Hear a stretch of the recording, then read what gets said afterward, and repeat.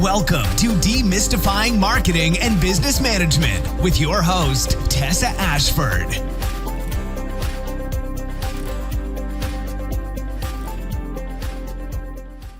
How to ignite your inner high-performing leader. That's what we're talking about today.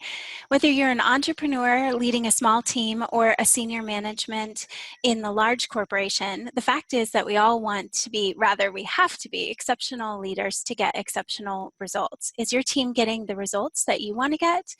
Are you known in your company as someone who makes things happen? Welcome, I'm Tessa, Director of Business Development at Ashford Digital. We help business owners demystify marketing and business management topics, one topic at a time. Today, our guest is Kelli McCauley, President of McCauley & Company. And I'm so honored to have Kelli as a guest. She is the inspiration for my podcast and is one of my role models for podcasts that are impactful and educational. Welcome, Kelli. Hey, thanks so much for having me. Thank you. I'm excited to have you help us kind of dive into igniting our inner high-performing leader.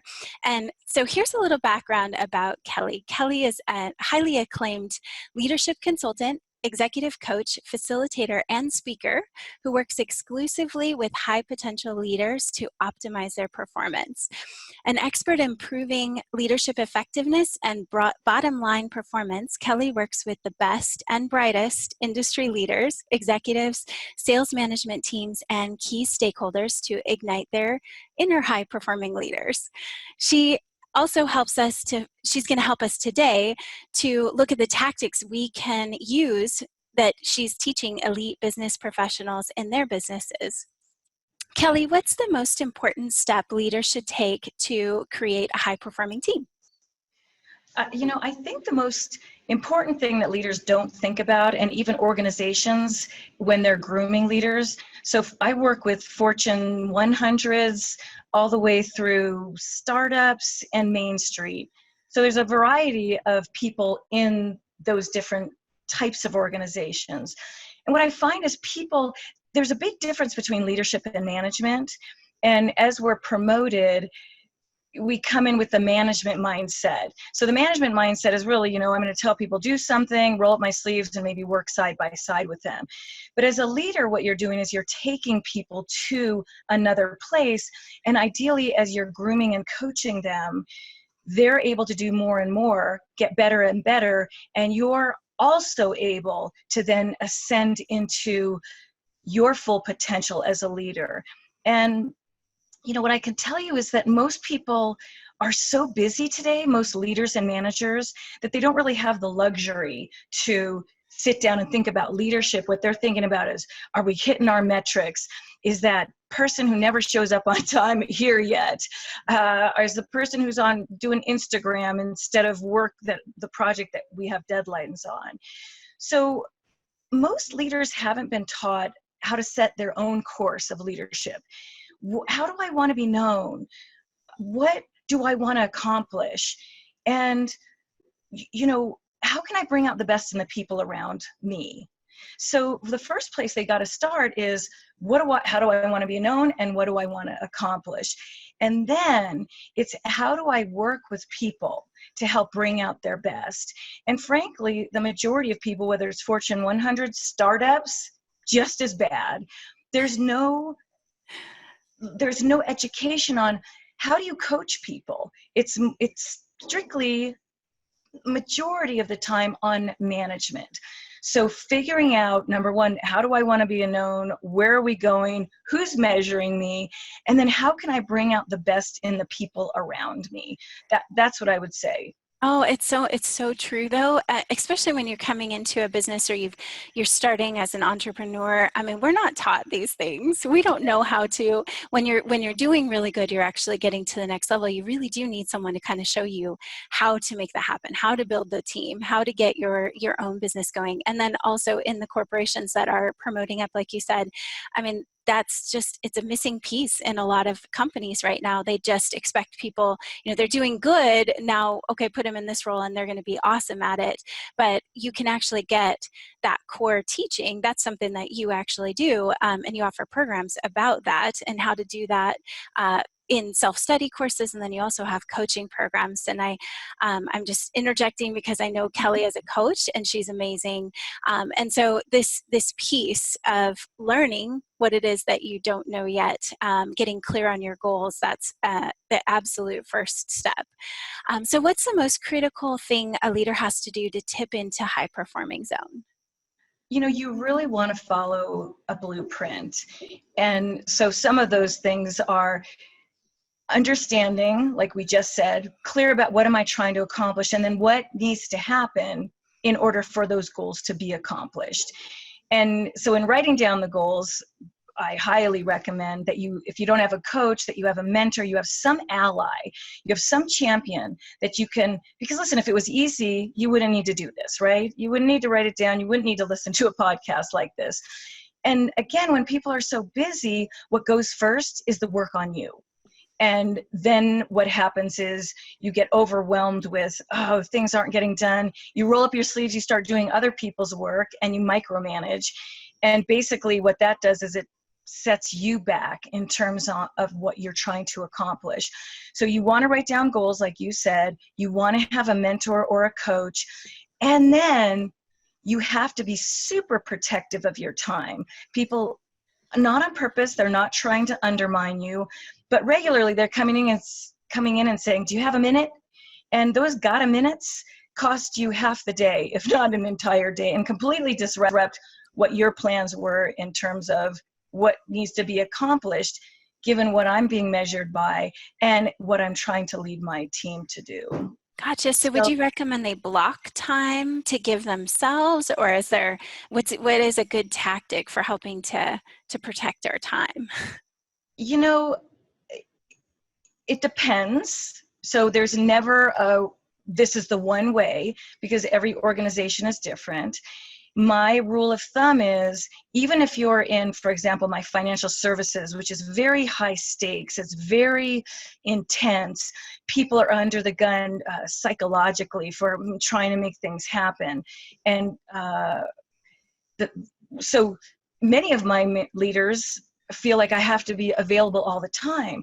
But the truth of the matter is, the majority of situations are not urgent, have to have done right now.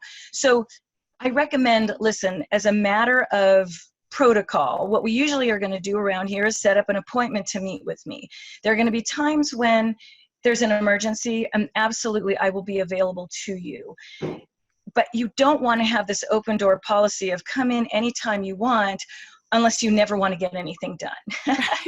And it'll be a terrible formula. And then you're teaching the people that you're grooming to be leaders to also be inefficient. So you need to be very sensitive to, is this truly an emergency? Does this need to be attended to now? Or can we postpone this? And it's as simple as asking people, setting up, hey, you know what? We're going to work a little bit differently going forward. And what that means is setting up time on my calendar for non-emergencies. Anything that's critical that has to be attended to right now, absolutely, you're welcome to come into my office. And again, some people have assistants that can block a door or let people in. Others, it's a text that will. So you've got to work with your situation. And what I can tell you is 90% of what comes up is not an emergency, but will burn your time and set you back and the team back because you've been set back. Absolutely. I do that in my business. I'm a little too available sometimes. So I find myself having to draw those lines, and it's a little hard to go back once you've been available to people. Like you said, it's kind of like we're going to change things moving forward. Approach is what I've had to do in my business, and give like specific times that I'm going to respond to certain types of emergency situations. So I do think it makes a huge difference for your business. Well, and Tessa, the thing about it is it's communication. So people, if you've taught people that you're going to be completely responsive any minute that they're show up with some sort of drama, they will think that's the way we do it around here.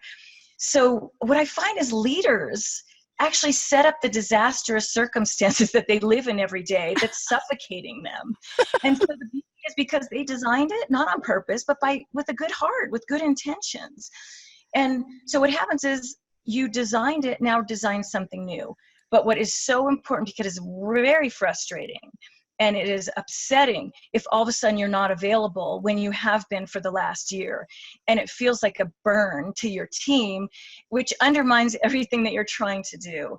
So, we work with emotional intelligence. We're working, in certain situations, certainly with my clients, I'm doing mergers and acquisitions with clients.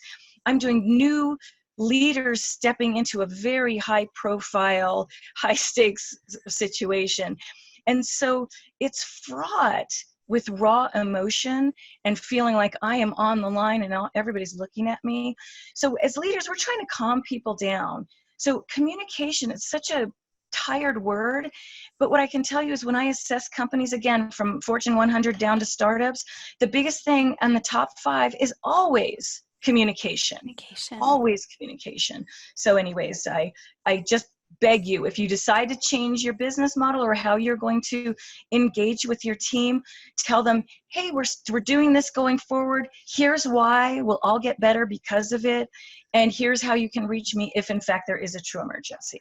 I like that, thinking from their perspective and also giving them a reason why. I think that's a huge thing that we do as leaders, or don't do for that matter, is tell our team why something needs to change or why we think this is going to be better and how it's going to make life easier in the big picture. We just kind of make changes happen and they're a little lost. But when they know the why, they understand and they're on board a lot more.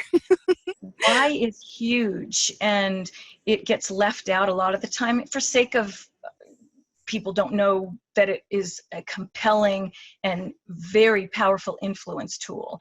I mean, Nietzsche, this is not the exact quote, but if you look it up, he says, with a why, man will do anything. And he's talking about some pretty dramatic situations that people were able to get through because they had a why. And you don't have to give them a long laundry list why, just give them a couple of, one sentence is plenty typically, but it's very important. Thanks for underscoring that. Well, it's one of those things that I forget. So I do think that we're so busy. We have such short time. Sometimes we just ask people, we ask them to do something anyway, and we don't include that. And I'm hugely guilty of that. What do you think the most dangerous thing a leader can do is, and that will torpedo their business? Well, really, it torpedoes their future, and it torpedoes the productivity of their organization or their team. And what that is investing time and energy in the wrong people. So there are plenty of people in your organization raising their hand saying, pick me, I want to do it. And yet what happens is the squeaky wheel, the people, as I mentioned earlier, who are on Instagram, who show up late, who don't understand, I wasn't prepared, I didn't review it. So much time is spent on them, which, listen, they do need their time. However, investing in the people that are engaged, who really want to get better, who believe in your organization, they're the ones, they're your future. They're going to allow you to step up to the things that will allow you to explode your team into, the top team in the organization. That'll have you on the short list of, wow, Tessa can really develop teams and get them moving forward. We want her on our team to do that for us. So investing in people who don't care or who aren't doing it, trying to change their habits, is the biggest thing that will torpedo your future and the engagement of your high performers. High performers can't stand it when all the love and attention is going to people who can't even make it to the meeting on time prepared. Right. So, and I know that you have programs, you have something that we're going to talk about, people being able to get a complimentary copy of, which is the blueprint. And we talked about that in our second question, which is more of like the strategic blueprint for leaders. But then you also have a program that helps us with team development, right? So it's called Ascend. Yes, it's Ascend, the 6 essential practices of high performing leaders. So both of these are hugely valuable for your organization, for your leadership. But if we start with the blueprint, and then when we are ready to make changes with the team, we can go into this Ascend program that will help us work in that and see what we're doing wrong with our team, how we're leading, how we're maybe not leading right. Is that correct? Yeah, it's not ever what you're doing wrong. It's where should your attention go? And so it might be stop putting it here and start putting it in this other arena. So in Ascend, we also, just like in the Blueprint for High Performing Leaders program, we start with, what is your leadership blueprint? Because you always want to start with, where do I want to go? And what's my dream if this turned out exactly how I imagined? And then we talk about, igniting your high performing team, what needs to be in place. We go into your own invest in yourself. So how do you advance, up level, and expand to take you to where it is your mind has dreamt that you can really achieve? And then we talk about navigating difficult conversations and negotiations. Without influence, you're not getting anywhere. And without negotiation, depending on, you lose a lot of money. You leave a lot of money on the table by not being able to negotiate, whether it's getting a great client, whether it's getting a bonus or a bump in your comp, whether it's getting time, work remotely, more time off. There's so many things that you can negotiate to help yourself and your team be more inspired and engaged. And then, we get into the happy, healthy leader. One of the things that I never thought about is people, this is so sad. Leaders are usually last in line, which means you don't eat as healthy as your family's eating. You're not sleeping as well as you should. You're not investing in this, who you are physically. And, leaders of today, it's high stress, it's lot of things happening, a lot of decisions going on. And so if you don't keep yourself healthy and ready for whatever's coming down the pike, the person who gets short shrift, it's not your company, it's not the family, although they get it a little bit, but it's mostly you who's burned out and fried. And at the end of the day, say, let's have ice cream for dinner because I can't make another decision. That's true. the Ascend program. It's true. And I definitely recommend that everyone go to Kelli's website and get the complimentary copy of Blueprint for High Performing Leaders as your first step, because it is complimentary. It does give you this outline, this perfect outline. And then as you progress, you'll find that you need Kelli in your corner as you go through, because she's an amazing coach. The website to go to is McCauleyandco.com, and I'll spell that McCauleyandco.com. Thank you so much for being on the show, Kelli. You've really helped a lot with the leadership, igniting our high-performing leader. Oh, I'm so happy to do it. And when you get your blueprint, what it is it's a video and workbook series. So you can walk yourself through and answer questions and really deep dive into how do you want to be known, who's measuring you, what do you need to bring into your world in order to be on that path of what you know is inside of you that you can achieve. And so many people benefit because you're a great leader. And I've been through this program. I know this program inside and out, and it is awesome, and it's worth it for sure. I love it. Please join us next time to demystify more marketing and business management topics. Follow us online, subscribe to our podcast channels, and join the conversation on Facebook. If you found this episode helpful, please spread the aloha and share it on social media. Thank you all for joining us. Have a blessed week, and I can't wait to see what you create. Visit ashforddigital.com to watch our video blog or listen to our podcasts. While you're there, download cheat sheets and snag templates that make marketing your business easy.